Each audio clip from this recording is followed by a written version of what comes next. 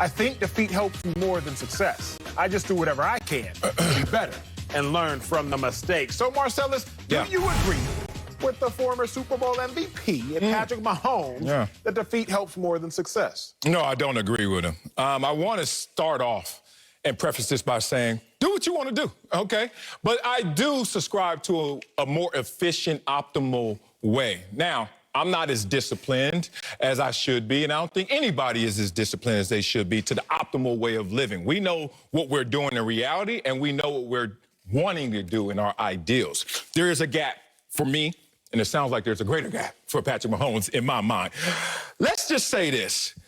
The most efficient, the most optimal model of behavior is to learn from your pattern of successes more so than your failures. Say it again, your pattern of successes more so than your failures. Why?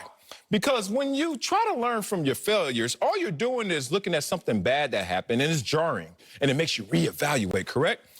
But when you win and you're trying to build off of your successes, you're using that positive momentum and it's more encouraging. And also, guess what it is? It's easier to snowball. That's why the rich get richer. That's why success begets success. Have you ever been in a zone when you're playing in the game? The mindless behavior they're talking about, right? You know what gets you into the zone? Success. Failure doesn't get you into the zone. Failure gets the doubt birds flying over your head, maybe dropping a number 2 on you because you're sitting there thinking, oh, here we go again. But to get into the zone, you got to build on the successes to the point where it's mindless. You don't even think about it. It's beyond instinct. It's just you. So when I hear someone saying, I'm going to now correct or overcorrect from a negative to a positive, I'm saying, are you taking for granted all of the successes and the positives that you already have in tow? Let me get to this point before I pass you the baton. He told on himself. Now, I'm not even going to use me and say I'm got a different mindset or a better mindset than Patrick Mahomes. I'm going to prove to you that Patrick Mahomes is not even evaluating himself properly. In this article that he talks about, yeah, you know what, defeat helps you more than success, he also talks about his mindset during a game. And he says this, all you can focus in on is having a successful play of that same play. And then once that play is over, no matter if it was good or bad, you have to do it again. Why not focus on the bad plays, Patrick Mahomes, since you said you learn more from defeat and bad than you do from good? He told on himself right here. You don't focus on what messed up in your life, that one little thing, that snag in your world, and then say, once I fix this, everything else will be great.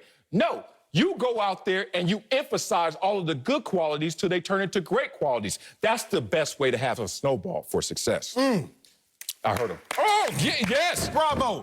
Here is how y'all know this ain't one of those just scripted, y'all gotta argue for argument's sake type of shows. Because the cell is talking, my opinion changed. Oh, wow. Now, part of my opinion changed, not in totality, but a part. I'll get to that. Respect. So as you're talking, I'm realizing that there's a difference between intra and inter and how that relates to this conversation. Let's go. Intra means within. Yes. Inter means between.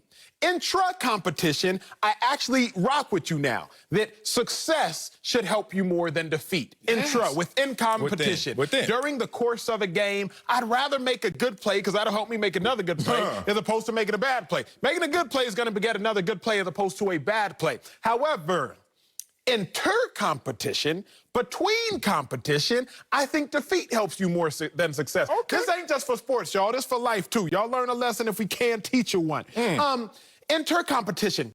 If you win a game, your first response is, I've won several games, you've won several games at several levels. Your first response is joy and jubilee. Yes, I won the game. You feel it, too. Yep. When you lose a game, your first response is typically, I want at that again. Right? Like, I want to get that taste out of my mouth. I want that again. Or I'm going back to work.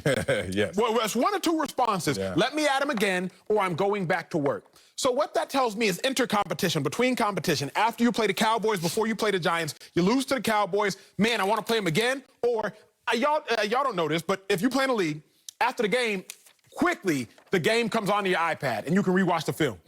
Big dog. when I lost games, before I even buckle up my seatbelt on the plane, I'm talking to our film guy, hey, download the game on my iPad, and I'm already looking at what went wrong. Yes. When you win games, hey, what we got at the post-game meal? Hey, Rook, let me get that real quick. Da-da-da, you laugh and you kick back, headphones on, you think you the hottest thing in the world. Facts. The first response when you win is jubilee. The first response when you lose is going back to work, which already means you have a head start on the person who won inter-competition. Because, Sel, if you win and your first response is, yay, I won, and you beat me, and my first response is, I got to get back to work, that means I got an advantage on you. Now, is that advantage going to trump you if you're that much better than me? Maybe not. Ooh. Now, how great an advantage is that? I actually don't know, but I do know this. If I lose and I'm going back to work and you win and you're celebrating, the longer I'm at work while you're celebrating, I do have an advantage. So I feel Patrick Mahomes because if I can bring this to a head in one final conclusive thought, the Chiefs were a better team this year statistically than they were last year. Yes. They had more yards per game and they gave up fewer yards per game by rankings in the NFL. And more wins. The Chiefs were, and more wins, 14-2. So the Chiefs were a better team this year than they were last year. But what in the world happened? Y'all remember also, the Chiefs beat the Buccaneers in the regular season. They defeated them. The Buccaneers were defeated. When they played each other again, the Buccaneers won. At least in that small incubated micro experiment, defeat helped the Buccaneers more than success helped the Chiefs. I can't say any of that was wrong. It's just different. That's fair. And maybe that's why I'm respecting Patrick Mahomes for just being different. And I hate when people want to marry the success level of you, I, or Patrick Mahomes to which one is the best or optimal way. Because there's a subscription to the best way, and then we're all falling short of that. Being real. There are some players that when we win, they go right to work. Kobe Bryant comes to mind in conversation and talking to him before, rest in peace. Bruce Smith comes to mind and experience. Like, Bruce used to be sneaky. We'll win a game, go out there, everybody going party. And after the club, 2, 3, 4 o'clock, I'm going home crashing. Bruce went to the facilities and got his work in, studied the opponents and all that. So when we came back, we looking at Bruce like, is he really paying attention? Because he's just like, I already seen this. And it was a different experience. So the discipline may be a different conversation than just what's the mental subscription. But let me tell you this. When you have a negative happen to you in your life, it's a wake-up call, right? Like, were you sleeping? Like, what's wrong with you? Wake up. But I remind you, when you go to a hotel and you say, yeah, I need a wake-up call tomorrow morning. Yeah, 6:30. Should be up already. 6:30, right? Or you get your iPhone, 6:30, right? That's not the best alarm clock for you. That's failure trying to tell you, hey, you're not ready for this. Wake up. Hello, Marcellus, wake up. Bring, wake up. You know what the best alarm clock is? Your body clock. It's already in you, big dog. And that's how I am now. But all these damn kids won't let me sleep. I can't sleep past 6 o'clock in the morning because I'm on a body clock.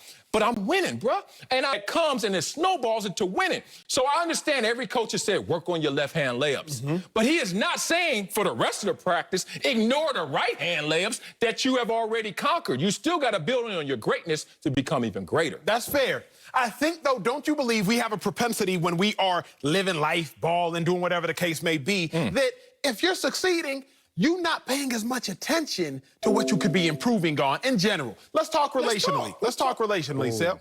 If everything Gucci between you and your spouse, you and your significant other, you and whatever the case may be, you're not thinking like, man, how could I have been better today? How could I have served better? How could I have loved better? How could I have been more humble? How could I? Because there ain't no complaints. You good. She's good. It's all good. But if all of a sudden y'all get into a rift, have a stern talking to, break up, time apart, whatever the case may be, then now you got to go back to the drawing board and, what could I have done better here? What could I have done better there? I should have been sorry. I should have been quicker to do this. I should have been quicker to do that. Because when everything is going right, like it had been for the Chiefs and had been for Patrick Mahomes and is in relationships, we just have a natural tendency to be like, yeah, let me just keep doing what I'm doing. But when you keep doing what you're doing, what if you're missing some of the flaws of what you're doing? Whereas in defeat, the flaws of what you're doing are perfectly exposed because now the flaws have cost you. And you know we respond to pain. I ain't got none of these in my notes. We just rap. I know. Like we respond to pain, Sel. We don't necessarily respond to our greatest lessons in life really be the ones that hurt us. Okay. Put your hand on a hot stove. You're going to learn not to put your hand on a hot stove again. Even if you put your hand on the stove and it don't burn you, you still shouldn't put your hand on the stove. But put your hand on the stove and it burns you, boom, the lesson has been learned. Put your hand on the stove, it don't burn you, okay, I'll just keep putting my hand on. But the second you get burned by it, now the lesson has been learned. The Chiefs, they have learned